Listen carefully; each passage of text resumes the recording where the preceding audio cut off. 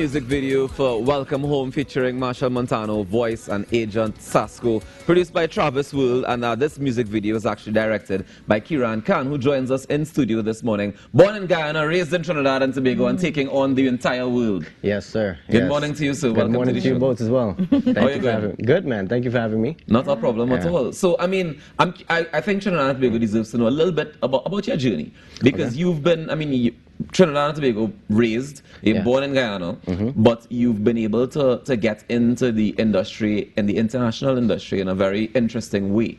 Tell us about your journey. So it kicked off actually when I opened a club here in 2012 on the Avenue.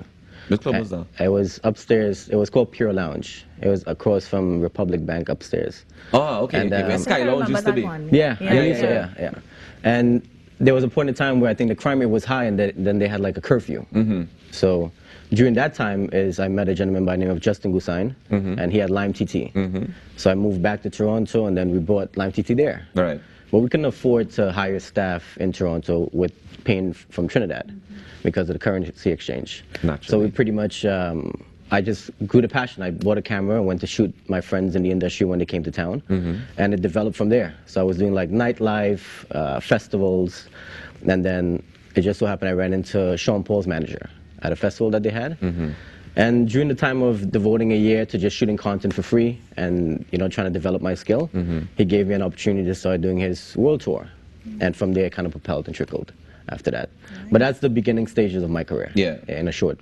So is it just a matter of, taking the time, doing your work for yourself initially, and then being in the right place at the right time to seize that opportunity? A little bit of both, because it's more about when you get the opportunity to utilize it and, try to create more out of it. Because a lot of people get the opportunity, but they never expand on that. Of course. I think one of the interesting things he said as well is like you were working for free. A lot of people don't understand that. I mean, why did you see it as important to start to work for free as you build yourself? It was a bartering system. So a lot of people look at compensation as only money, and that goes in various different ways. I was not experienced in the field of photography or videography, so my barter was getting the content to shoot and developing my skill. So I was not relying on the income because I had a 9-to-5 at that point. So I was doing it weekends, nights, and when I got to a point where I developed it and I felt like I could charge, I just kind of managed the expectations of my clients and said, from next year, I'm going to be charging a fee. I lost some clients, but then the ones who I maintain have been my clients ever since. So it's more along and your client list has gotten very, very interesting. I've seen you work with people like Damian Marley. I've seen you work with people like Cardi B. I understand that you're part of a team, no? Correct. So I was brought on board by a lady by the name of Tanisha Scott. So she is the creative director for Cardi B, but she handles all the Drake stuff, her, SZA. So she's really good in the industry, but I met her through doing a set with Sean Paul, because she's a choreographer for him. And I was brought on board as the official videographer for Cardi, and since I've been touring with her for the last 2019. How you manage touring with several artists? Because you're touring with Sean Paul, you're touring with Cardi B. How do you manage, and then still doing other stuff as well?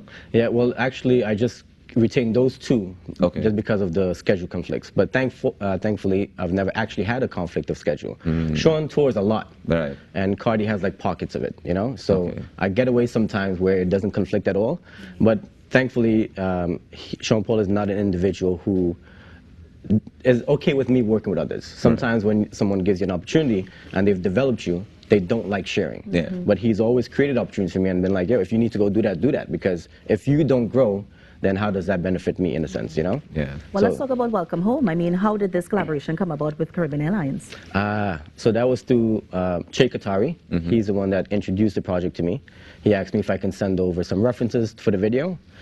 They wanted to initially make it as a music video / documentary, not just an ad. So we came up with treatments, we submitted it, and they loved it. And we brought a team down, and we pretty much utilized a local production crew. And we just brought like individuals who were needed for like certain things, special effects and so forth. And we were shooting for 5 days. It was an amazing project, both here in Trinidad and in Jamaica.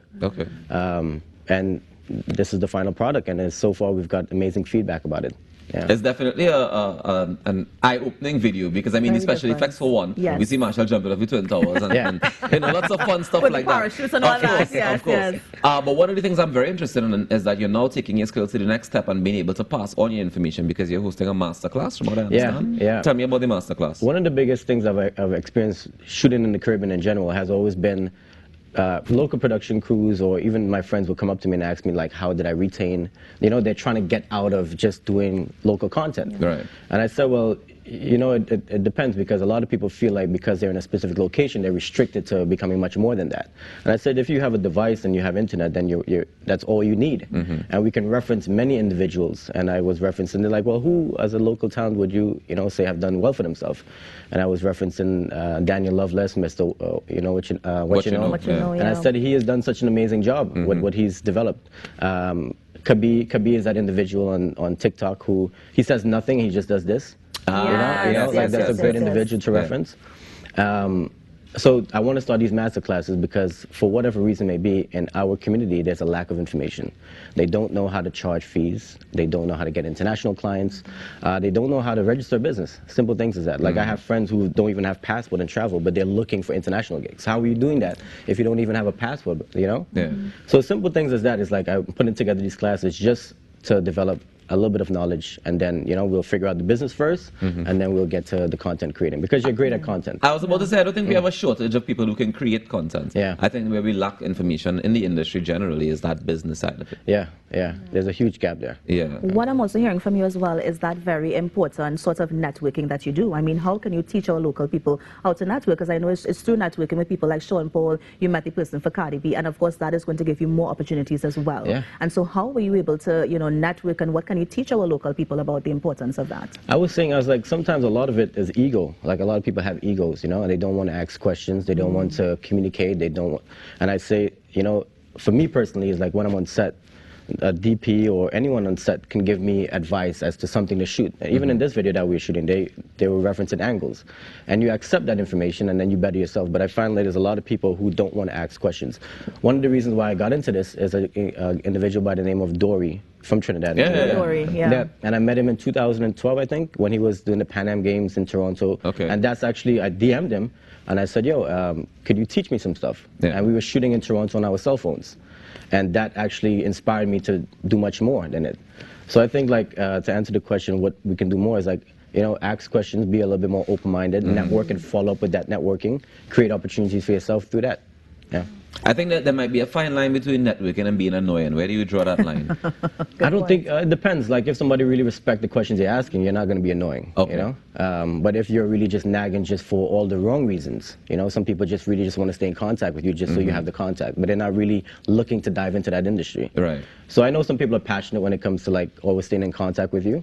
But at the right time, I don't think it would be, like, I don't look at it as annoying. Like, if there's individuals who mess with me for the wrong reasons, you can detect that. True, yes. Like, okay, How do people access the masterclasses? So you just visit my Instagram page or my website, KieranKhan.com, or my Instagram page is Kieran Khan Productions. The link is in the bio. I just wanted to know what other projects we can look out for. So right now, what I'm doing, I've been shooting a lot of pilots. So I've been putting together for streaming platforms such as Netflix and Tidal and so forth. And the concept is how it started, how it's going. It's an educational program kind of showing how the industry, how people have become successful in the industry, where they started, the mindset they might have had, and so forth. But then it goes the opposite way too. A lot of people, they've worked successful, but through, personal situation, bad management, bad money spending, it went the opposite way. So we're working on that project now. And is that for international artists, or is that focused in the Caribbean? No, that's for that's worldwide. That's worldwide. I know we always want to get our content on places like Netflix and the Hulus and all that kind of thing, because we think it generates a lot more income than we have access to if we just put it on local television or just on local social media or whatever. What sort of advice would you give to people trying to get into that market? Well, the way that I was able to get into it was through the usual work of networking. I just recently met a lady by the name of Monique Blake, but I met her through Baby Sham. But what I found out was Monique Blake is actually the founder of Versus, and she manages Switz Beats. And when she saw my masterclasses, we were having a conversation. She said, "Yeah, we need to take this a little bit further." And that's a prime example of how we can get our content a little bit further by just networking and kind of getting it to the right people. You never know who you're speaking to. Be a little bit more open-minded, put your information out, and it'll come to you. I was just about to say as well, Kieran, I'm hearing putting your information out there. I mean, there are some artists who they're so creative, they're so successful locally, but they're afraid to go and use social media as a tool to put themselves out there. Any words of advice for them? Well, I've actually never heard that. That they don't want to use social media for it. Some people really? kind of be like in sort of a box where they're afraid to use social media. I mean, I feel like we have local influencers, but I mean, like in US and UK, they're doing it more than we are sometimes locally. Yeah. And so, how do you get them to be posting content so people can see your work and try to want to partner with you? Well, that's something that they have to deal with them themselves. You know? Kieran said that sounds like a personal problem. Yeah. Because I can't really see somebody who's trying to get their stuff out, but just don't want to put anything out. I think because they're sometimes afraid of the sort of criticism that they're going to get, maybe? I mean, how do you deal with that sort of criticism? How do you put yourself out there, want feedback, but still kind of have to shake off that ego as you were talking about? Well, I actually, I got a good bit of lashback when people saw that I posted an OnlyFans on my account. And they're like, OnlyFans? What the hell are you doing with OnlyFans? But OnlyFans, I posted that, you know, you can get my tutorials on OnlyFans for subscription fee, right? But they were looking at it as more adult content. That's what they know OnlyFans as, but it's not. It's not, no. And I posted it, and OnlyFans reached out to me directly. And the lady said, you need to monetize your page for $7.99 a day per person, and we'll promote it. Okay. And I swear I woke up the next morning with 800 and something followers, a subscription, because they did like this blast. Yeah. So it's $7.99 US at 800 and something people, you know? But I was just looking at avenues to kind of just create generate more and the reach. So I think be a little bit more open-minded. If you're scared about it, once again, that might be a personal thing you need to kind of work on, but being open-minded to different platforms and content, like I know artists, especially the dancehall artists that I work with, they don't really believe in TikTok like that. To get Buju to do a TikTok is hard, but he's going to be open. But if he sees that's going to take his streams to a different level, he's open-minded to do it. I had Damian Marley doing TikTok the other day. When would that ever happen? But you know. Well, Kieran, thank you so much for joining us this morning and for sharing a little bit of your story. And of course, I want to encourage people to check out the masterclass right across his Instagram page or KieranKhan.com. Yes. And you can definitely get the link to join the masterclass. Thank you for joining us and congratulations on what you've been able to achieve so far. And we look forward to seeing a lot more. Thank you very much, guys. Appreciate it. Of course. All right, guys, we take a quick break, and when we come back, we have some live music here on the Now Morning Show. Stick around.